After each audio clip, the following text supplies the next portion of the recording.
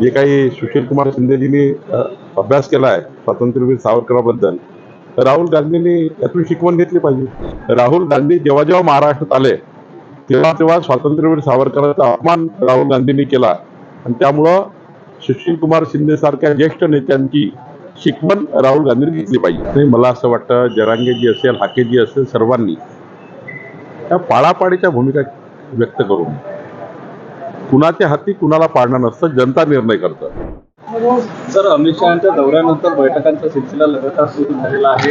काय पहिली लिस्ट लगेच येणार आहे? निवडणुकीच्या उमेदवाराशी या बैठकीचा काही संबंध नाही. माननीय अमित भाई यांनी बूथस्तरीय कार्ययोजना दिली आहे आणि आमच्या जे कार्यकर्ते बूथवर काम करतात, नेत्यांनी आमच्या बूथवरच्या कार्यकर्त्यांसोबत बसून महायुती करता ज्या ठिकाणी लोकसभेत आम्ही मागे राहिलो त्या ठिकाणी पुढे जाण्याकरता जी योजना आम्ही केली आहे त्याच्या बैठक आहे. पण पुढारची जागा ही शिवसेनेकडे आहे. शिंदेची भेट आज नारायण राणेंनी घेतली. कुठेतरी निलेश राणे शिवसेनेत प्रवेश करून पुढारची जागा लढवतील अशी चर्चा असतात आणि चर्चेला काही विराम नसतो. मला असं वाटतं की या भेटीचा तसा अर्थ घेऊ नये. नवरात्रीच्या शिंदे यांनी सावरकरांची स्तुती केलेली आहे. ते म्हणाले की सावरकर हे विज्ञानवादी होते, जातीवाद मानत होते. स्वातंत्र्यवीर सावरकरांच्या बद्दल पहिल्यांदा काँग्रेस पार्टीतनं कुणीतरी स्तुती सुन्न उधळली आहेत किंवा त्यांच्या कार्याबद्दल गौरव केला आहे. राहुल गांधींनी यातून शिकवण घेतली पाहिजे. राहुल गांधी यांना सुशीलकुमार शिंदेजी भेटले पाहिजे आणि त्यांना सांगितलं पाहिजे की जे काही सुशीलकुमार शिंदेजींनी अभ्यास केला आहे स्वातंत्र्यवीर सावरकरांबद्दल, राहुल गांधींनी यातून शिकवण घेतली पाहिजे. पुढे असंही म्हणतात शिंदे की काँग्रेसने सावरकर बद्दलची आपली विचारसरणी बदलायची गरज आहे. काँग्रेसचा कुठेतरी सल्ला दिलाच पाहिजे आणि राहुल गांधीला दिला पाहिजे. मुळात राहुल गांधींना हा सल्ला दिला पाहिजे की स्वातंत्र्यवीर सावरकरांचा सन्मान महाराष्ट्रात आल्यावर राहुल गांधींनी केला पाहिजे. राहुल गांधी जेव्हा जेव्हा महाराष्ट्रात आले तेव्हा तेव्हा स्वातंत्र्यवीर सावरकरांचा अपमान राहुल गांधींनी केला आणि त्यामुळं सुशीलकुमार शिंदे सारख्या ज्येष्ठ नेत्यांची शिकवण राहुल गांधींनी घेतली पाहिजे. नाही, फारच वाईट आहे.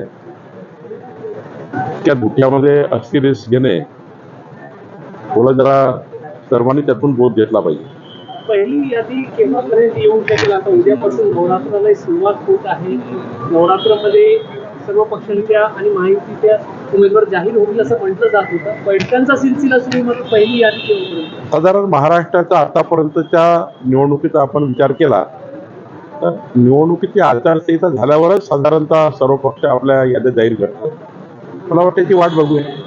अनंत अंबानींनी काल पहिले ठाकरेंची भेट घेतली, त्यानंतर मुख्यमंत्र्यांकडे जाऊन भेटी घेतली आहे, मोदीकडे भेटी घेतल्या. त्यामुळे चर्चा वेगवेगळ्या त्यांचे पारिवारिक संबंध आहे सर्वांशी, त्यामुळं त्या भेटीचा अर्थ काही जोडू नये. सर, आखे आज म्हणाले की जरांगेंना रसद पुरवणारे 50 जे आमदार आहेत ते आम्ही पाडण्याच्या तयारीत आहोत. आमचे आमदार तयार. ओबीसीच्या विरोधात, ओबीसी आरक्षणाविरोधात जे कोणी बोलले त्यांना आमची पण यादी तयार आहे, आम्ही पण पाडू त्यांना. त्यात रोहित पवारांचे नाव आणि बाकींचे नाव घेतले. नाही, मला असं वाटतं जरांगेजी असेल, हाकेजी असेल, सर्वांनी त्या पाळापाडीच्या भूमिका व्यक्त करून कुणाच्या हाती कुणाला पाडणं नसतं, जनता निर्णय करतं.